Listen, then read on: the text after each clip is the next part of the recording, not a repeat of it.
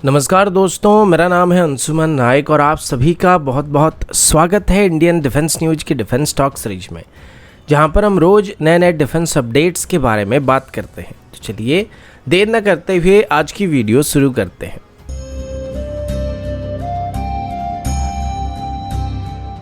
आज की पहली अपडेट तेजस MK-1A की तरफ से है। अभी रिसेंटली इंडियन एयरफोर्स की तरफ से एडिशनल 50 से 60 तेजस MK-1A के लिए ऑर्डर करने की बात की गई थी और इसी के साथ ही इंडियन एयरफोर्स में आगे चल के 123 के आसपास तेजस MK-1A को इंडक्ट करने की कोशिश किया जा सकता है। इससे पहले जब भारत की तरफ से तेजस MK-1A को अपनी सर्विस में इंडक्ट करने की बात की गई थी, तब इंडियन एयरफोर्स की तरफ से तेजस MK-1A में भी मिट्योर मिसाइल को इंटीग्रेट करने का प्लान किया गया था और इसके बाद जब MBDA को अप्रोच किया गया था तो पहले MBDA की तरफ से इंडियन एयरफोर्स की तेजस MK-1A में अपनी मिट्योर मिसाइल को इंटीग्रेट करने के लिए इनकार कर दिया गया था, जिसका मेन कारण यही था कि हम तेजस MK-1A में पहले इजरायली ओरिजिन एल्टा 2052 ऐसा रडार का इस्तेमाल करने वाले थे, लेकिन बाद में सिर्फ तेजस MK-1A की इनिशियल बैच में इजरायली रडार का इस्तेमाल करने का प्लान किया गया था और बाकी बैच में इंडियन मेड उत्तम ऐसा रडार को इंटीग्रेट करने के लिए कहा गया था। अभी के लिए मिट्योर मिसाइल को तेजस MK-2 की फ्यूचर वेपन पैकेज में भी इंक्लूड किया चुका है, जिससे साफ होता है कि MBDA की तरफ से भी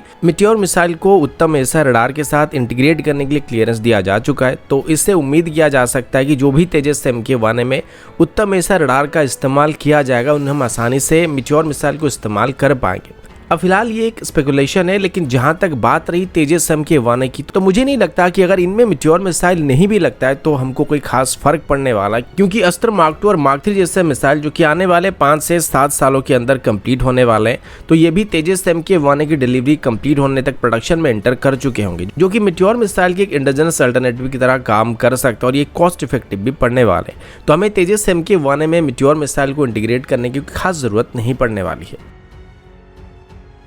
अगला अपडेट ब्रह्मोस मिसाइल को लेके है। ब्रह्मोस मिसाइल भारत और रशिया के बीच एक जॉइंट वेंचर प्रोग्राम है और अब तक दुनिया का सबसे ताकतवर सुपरसोनिक क्रूज मिसाइल भी इसको कहा जाता है, जो कि मार्क 3 की रफ्तार में क्रूज कर सकता है। लेकिन अभी जैसे कि हम सुपरसोनिक स्पीड से हाइपरसोनिक स्पीड की तरफ बढ़ रहे हैं, तो इस बेसिस पर अभी ब्रह्मोस की फर्दर बेहतर वेरिएंट यानी कि ब्रह्मोस 2 को भी डेवलप करने की कोशिश किया जा रहा है और कुछ सोर्सेज के मुताबिक ये रशियन जिरकॉन सीरीज की मिसाइल को बेस करके बनाया जा सकता है। रिसेंटली मिले कुछ इनपुट्स के मुताबिक ब्रह्मोस 2 जो कि इसका हाइपरसोनिक वेरिएंट होगा, इसे अभी को डेवलप करने के लिए भारत और रशिया के नेशनल सिक्योरिटी एडवाइजर लेवल के बीच एक मीटिंग को अरेंज किया गया था और इसमें बताया गया था कि जो मिसाइल अभी बनाया जाएगा ये एग्जिस्टिंग ब्रह्मोस मिसाइल के मुकाबले कम से कम 2 गुना ज्यादा तेज होने वाला है और इसकी मिनिमम रेंज 1000 किलोमीटर के आसपास हो सकता है। लेकिन बेहतर स्पीड और बेहतर रेंज के साथ साथ ही मिसाइल बेहतर प्राइस टैग के साथ भी आने वाला है और एक एस्टिमेशन के मुताबिक ब्रह्मोस 2 का जो यूनिट कॉस्ट है वो एग्जिस्टिंग ब्रह्मोस मिसाइल के मुकाबले लगभग 3 गुना ज़्यादा एक्सपेंसिव हो सकता है और वर्तमान जो ब्रह्मोस मिसाइल की यूनिट कॉस्ट है वो करीब 40 करोड़ के आसपास की है। लेकिन ब्रह्मोस 2 की बात करें तो इसका जो यूनिट कॉस्ट होगा वो 120 करोड़ या उससे ज़्यादा पड़ सकता है। पर इसके बावजूद भी इसको भारत की तरफ से आगे चल के हमारी एग्जिस्टिंग ब्रह्मोस मिसाइल फ्लीट को रिप्लेस करने के लिए इस्तेमाल नहीं किया जाएगा, क्योंकि भारत की तरफ से भी ब्रह्मोस मिसाइल को और भी बेहतर किया जा रहा है और इनकी रेंज और स्पीड दोनों को बेहतर किया जा रहा है। अभी ब्रह्मोस की रेंज 290 किलोमीटर से 450 किलोमीटर तक इंक्रीज किया जा चुका है, जो कि फ्यूचर में 800 किलोमीटर तक इंक्रीज किया जा सकता है और इसकी स्पीड को भी मार्क 3 से मार्क 4.5 तक इंक्रीज करने की कोशिश किया जा रहा है। और इसके अलावा हमें सर्विस में सबसोनिक, सुपरसोनिक और हाइपरसोनिक मिसाइल तीनों की जरूरत पड़ने वाली है, तो इस वजह से ब्रह्मोस 2 के साथ साथ हम ब्रह्मोस मिसाइल को इस्तेमाल करने वाले हैं।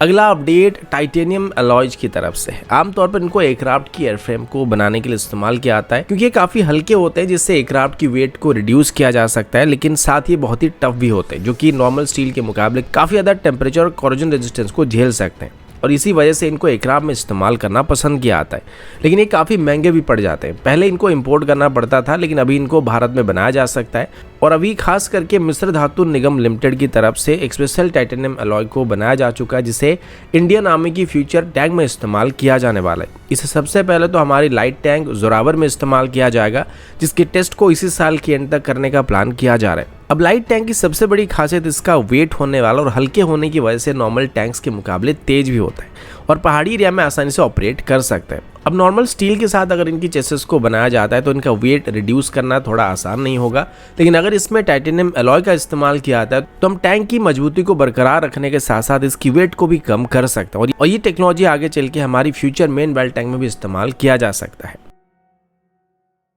अगला अपडेट S-400 सिस्टम की तरफ से है। आप सभी को कई बार मैंने बता रखा है कि भारत की तरफ से अभी रशिया की S-400 सिस्टम को खरीदा गया था और कुल मिलाकर इसे 5 रेजिमेंट को खरीदने की बात की गई थी। इन 5 में से अभी तक भारत को 2 रेजिमेंट कंप्लीटली डिलीवर किया जाएगा और तीसरे रेजिमेंट को भी डिलीवर किया जा रहा है और अभी फिलहाल बाकी जो 2 रेजिमेंट बचे हुए इनको आने वाले 1 साल के अंदर भारत को डिलीवर करने की कोशिश किया जा रहा है। इसमें अभी भारत की तरफ से 2 रेजिमेंट को डिप्लॉय किया जा चुका है। एग्जैक्टली इनकी डिप्लॉयमेंट लोकेशन तो नहीं पता है, लेकिन पहली रेजिमेंट को इस तरीके से डिप्लॉय किया गया कि जो कि हमारी वेस्टर्न फ्रंट से लेकर लद्दाख साइड तक, और दूसरी रेजिमेंट को चिकन नेक कॉरिडोर को प्रोटेक्शन प्रोवाइड करने के लिए डिप्लॉय किया गया। अब हालांकि इस S-400 सिस्टम की पहली रेजिमेंट को डिप्लॉय किए हुए हमको 1 साल से भी ज़्यादा समय हो चुका है, लेकिन आज तक कभी भी भारत की तरफ से इस एयर डिफेंस सिस्टम को टेस्ट नहीं किया गया था।